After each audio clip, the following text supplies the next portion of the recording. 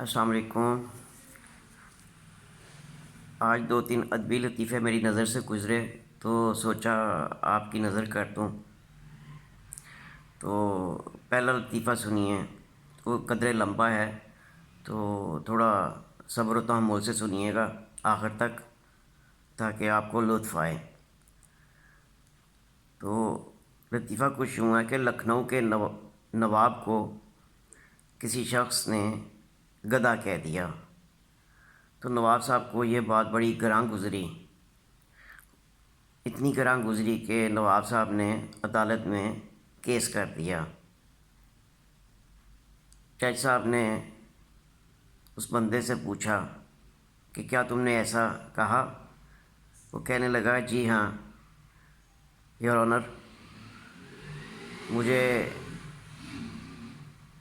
جو ہے اپنی غلطی کی میں معافی چاہتا ہوں، تو شرمندہ بھی ہوں،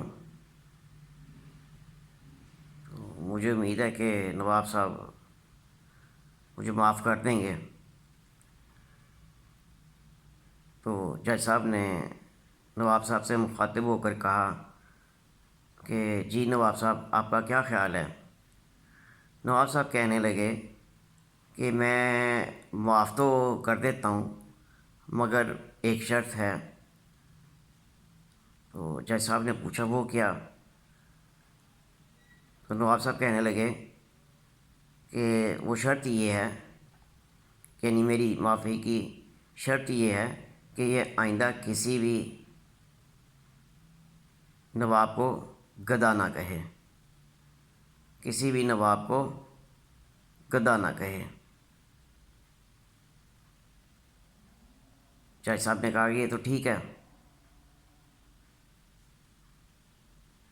عدالت برخاست کر دی اور ملزم کو جو تھا بری کر دیا۔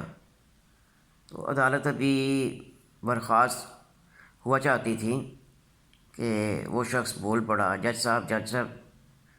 تو جج صاحب نے کہا جی، تو کہنے لگا کہ اب میں تو کسی بھی نواب کو جو ہے گدھا بالکل نہیں کہوں گا، تو صرف یہ مجھے بتا دیں کہ میں گدھے کو نواب کہہ سکتا ہوں؟ گدھے کو نواب کہہ سکتا ہوں؟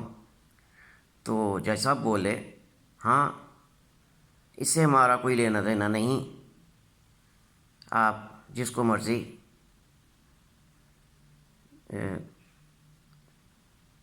گدھے کو نواب کہیں۔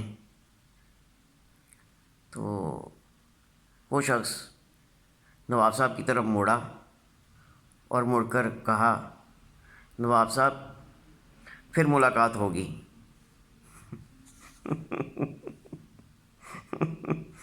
نواب صاحب پھر ملاقات ہوگی۔ اچھا، ایک اور لطیفہ، مشتاق احمد یوسفی صاحب، ان کے دو لطیفے میری نظر سے گزرے، میں نے کہا وہ بھی آپ کو سناؤں۔ تو ان میں سے ایک لطیفہ یہ تھا کہ جس کا عنوان تھا محنتی۔ تو مشتاق احمد یوسفی لکھتے ہیں کہ دنیا کی سب عورتیں جو ہیں وہ محنتی ہوتی ہیں۔ کہتے ہیں اس بات کا اندازہ آپ اس بات سے لگا سکتے ہیں کہ دنیا کی 12% عورتیں جو ہیں وہ خوبصورت ہوتی ہیں، 12% عورتیں دنیا کی خوبصورت ہوتی ہیں، اور باقی سب اپنی محنت سے، یعنی میک اپ سے۔